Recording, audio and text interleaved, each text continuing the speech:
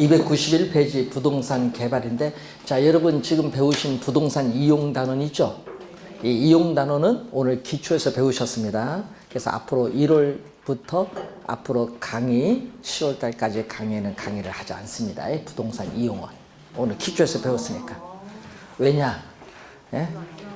예? 시험에 안 나오니까.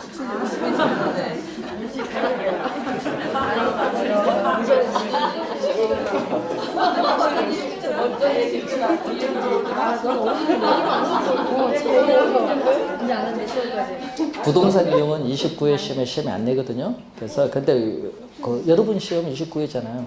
안 내는데 그 배운 이유는 공부하다 보면 그 용어들이 교재 하면 이해를 해야 교재 읽을 때 이제 도움이 좀 돼요. 출제는 관계없지만은 아까 집약도 어디하고 관계가 있어요. 앞에 지대이론 이렇게 연결돼서 그 지문 속에 나오니까 그걸 이해하기 위해서 강의를 한 겁니다. 시험과는 관계없어요. 그래서 앞으로 강의 1월부터는 부동산 이용 단원은 빼고 강의를 합니다. 자, 부동산 개발.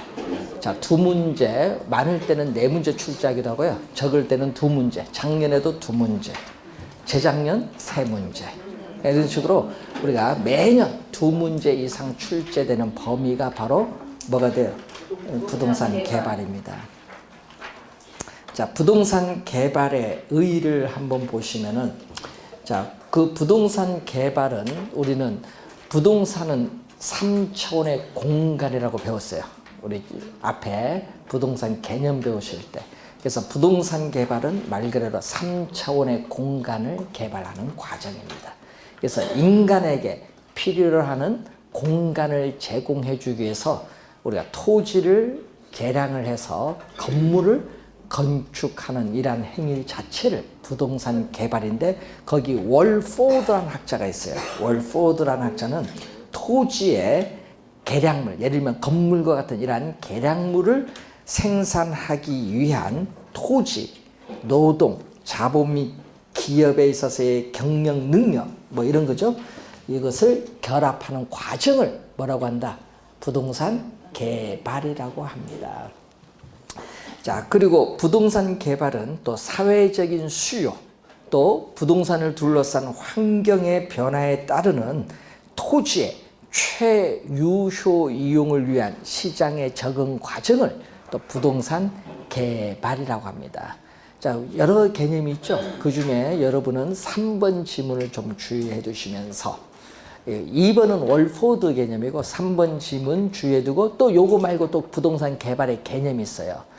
그거는 어디 나오냐고 하면 부동산 개발업이라고 있거든요. 부동산 개발업의 육성 및 관리 등에 관한 법률이 있어요. 여러분, 부동산 개발업의 육성 및 관리에 관한 법률의 제1조에 보면요, 또 부동산 개발의 개념이 나오는데, 그 개념이 또 우리 시험 지문에 또 자주 출제되는데, 그것은 나중에 1월 가서 좀 더 자세하게 배울 때 또 한번 보도록 하겠습니다. 자, 개발 주체를 한번 보시면은, 자, 부동산 개발 주체를 보면은 공공개발 주체가 나오죠. 자, 공공개발 주체를 우리는 전문용어로 그 제1섹터라고 해요. 자, 공공개발 주체를 제1섹터. 그러면 누구죠? 공공개발 주체는 국가, 지방자치단체, 공사부문을 얘기해요. 공사부문 하면 여러분 뭐가 있어요? LH. 뭐 대표적이잖아요. 뭐 LH, 한국토지주택공사, 또 SH. SH도 많이 들어보죠? 서울주택도시공사. 예? 줄여서 뭐 그래. LH에서 공사 부분이잖아. 우리 지방 가면 뭐야? 뭐 지방공사 뭐 있잖아요. 하여튼 공사 부문은 1섹터. 그럼 또 2섹터가 있거든요. 2섹터는 민간 개발 주체입니다. 토지 소유자, 개인, 조합, 또 주택 건설 사업자, 이런 제2섹터 민간 개발 주체. 그럼 제3섹터는 뭐죠? 이건 일본에서 처음 1980년대 시작된 제도인데, 우리나라도 지방자치 선거를 통해서 지방자치단체를 우리는 뽑죠. 그래서 지방자치단체들이 또 개발 사업을 추진할 때 이걸 많이 이용해요.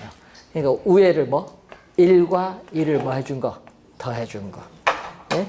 그럼 제1섹터 공공부문은 개발 사업에 대한 뭘 인허가를 담당을 하고, 그 J세트 민간은 뭐죠? 개발 사업에 필요한 자금을 투입을 해서 민관 공동으로 개발하는 방법을 뭐라고 하죠?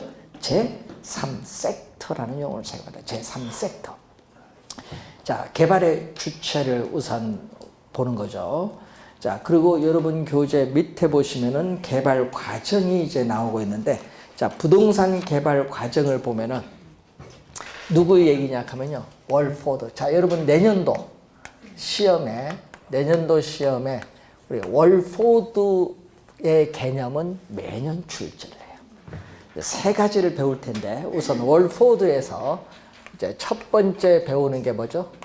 첫 번째 부동산 개발에 있어서의 과정이 몇 단계?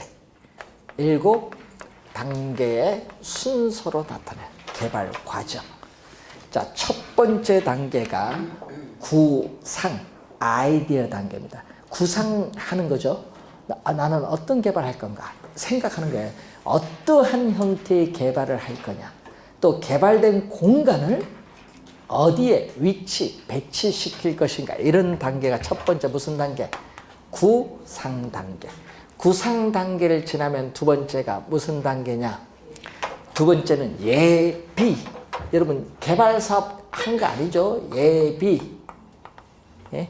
예비적 타당성 분석 단계. 자, 예비적 타당성 분석 단계입니다. 자, 여기서는 말 그대로 예비니까 개발 사업을 안 했습니다. 개발 사업을 한다고 예상을 해요. 개발 사업을 한다고 예상할 경우에 그 개발 사업으로부터 미래에 예상되는 뭐가 있어요? 돈 들어온 현금 수입도 있고 나가는 돈 있죠. 현금 지출 뭐 비용이 있잖아요. 이것을 정밀하게 계산하는 것이 아니라 뭘로? 계략. 예? 계략적으로 계산을 해요.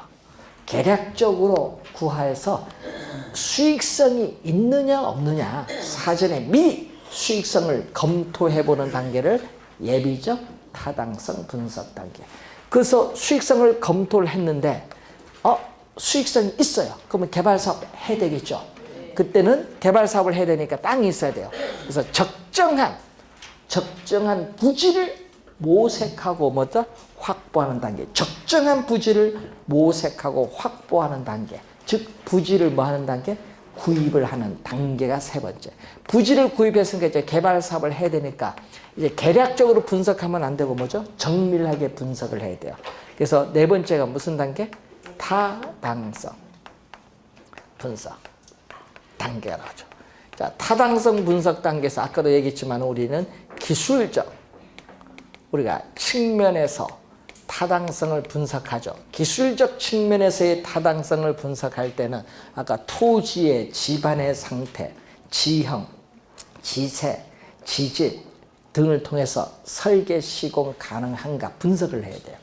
그리고 법률적 측면에서 어떻게 지역지구제, 토지 이용 규제의 대표적 수단인 지역지구제에 적합한가, 변경 가능성이 있냐 이런 걸 분석을 해야겠죠. 법률적으로 개발 사업 가능한가 분석해요. 그리고 경제적으로 또 뭘 분석해야 돼요?